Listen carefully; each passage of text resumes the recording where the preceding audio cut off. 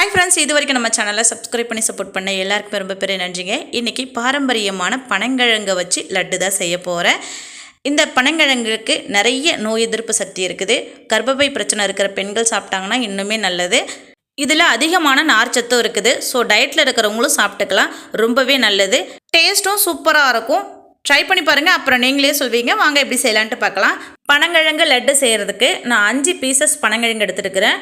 இது வந்துட்டு நான் குக்கரில் வேக வச்சேங்கிறதால நான் 2ஆக கட் பண்ணிவிட்டு அதுக்கப்புறம் தான் குக்கரில் போட்டு வேக வச்சேன். கரெக்டாக ஒரு 8 விசில் விட்டிங்கன்னா நல்லா வெந்துடும். அதே மாதிரி தோலோடு தான் வேக வைக்கணும், அப்போ தான் அதில் இருக்கிற கசப்பு வெளியில் வராது. அடுத்து பனங்கிழங்கில் இருக்கிற தோல் நாரெல்லாம் உரிச்சு எடுத்துக்கலாம். இந்த மாதிரி 2ஆக கட் பண்ணிவிட்டு அதுக்குள்ளே இருக்கிற தண்டு பகுதியை எடுத்து தூக்கி தூர போட்டுறணும். கொஞ்சம் கூட நார் இல்லாமல் உங்களால் எந்த அளவுக்கு உடச்செடுக்க முடியுமோ அந்தளவுக்கு இந்த மாதிரி உடச்செடுத்துக்கோங்க. நான் மேற்பகுதி மட்டும்தான் எடுத்துருக்கிறேன். அடிப்பகுதி ரொம்ப குச்சியாக இருக்கும், அதில் வந்துட்டு அதிகமாக நார் இருக்கும். இதில் வந்துட்டு அதிகமாக நார் இருக்காதுங்கிறதால நான் மேற்பகுதி மட்டும் எடுத்துருக்கிறேன்.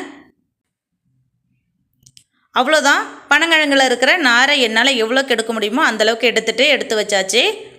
அடுத்து நம்ம க்ளீன் பண்ணி வச்சுருக்கிற பனங்கிழங்கை மிக்ஸி ஜாரில் சேர்த்துட்டு கொரகொரப்பாக இருக்கிற மாதிரி அரைச்சி எடுத்துக்கலாம்.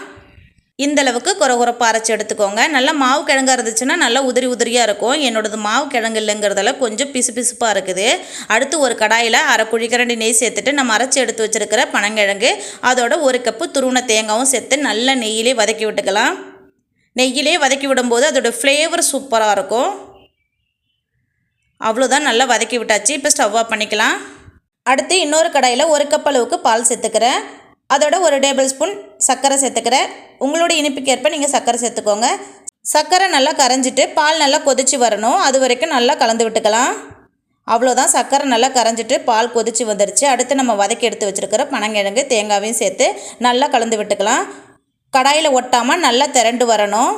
இப்போ பாருங்கள், பாலெல்லாம் நல்லா வத்திட்டு திரண்டு வந்துருச்சு.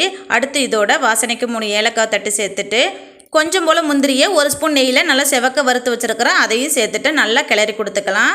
அவ்வளோதான், லட்டு பிடிக்கிறதுக்கு நமக்கு சூப்பராக ரெடி ஆகிடுச்சு பனங்கிழங்கு. இப்போ ஸ்டவ் ஆஃப் பண்ணிவிட்டு கை பொறுக்கிற சூடு வந்ததுக்கப்புறம் கையில் கொஞ்சம் நெய் அப்ளை பண்ணிவிட்டு நம்ம லட்டு பிடிக்க ஆரம்பிச்சிடலாம்.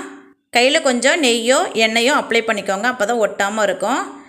நான் கொஞ்சம் போல் மாவு எடுத்துகிட்டு குட்டி குட்டி பால்ஸாக உருட்டிக்கிட்டேன். உங்களுக்கு பெரிய பால்ஸாக வேணும்னா நீங்கள் பெரிய பால்ஸாக கூட உருட்டி எடுத்துக்கலாம்.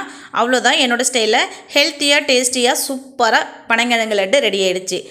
இந்த லட்டில் பனங்கிழங்கோடு சேர்த்து தேங்காய், பால், இந்த மாதிரி ஹெல்த்தியான பொருள் சேர்த்து தான் செய்கிறோங்கிறதால டேஸ்ட்டு சூப்பராக இருக்கும் அண்ட் ஹெல்த்தியாகவும் இருக்கும். குழந்தைங்க பெரியவங்கன்னு எல்லாருமே சாப்பிட்டுக்கலாம், அவ்வளோ சூப்பராக இருக்கும். ட்ரை பண்ணி பாருங்கள், அப்புறம் நீங்களே சொல்வீங்க. பனங்கிழங்கு கிடைச்சா மிஸ் பண்ணாமல் இந்த லட்டை செஞ்சு பாருங்கள். இந்த பதிவு பிடிச்சிருந்தா நம்ம சேனலில் சப்ஸ்கிரைப் அண்ட் லைக் பண்ணி சப்போர்ட் பண்ணுங்கள். மறக்காமல் ஷேர் பண்ணுங்கள். ட்ரை பண்ணி சாப்பிட்டு பார்த்துட்டு எப்படி இருந்துச்சுன்னு கமெண்ட்டில் சொல்லுங்கள். ஓகே, பாய்.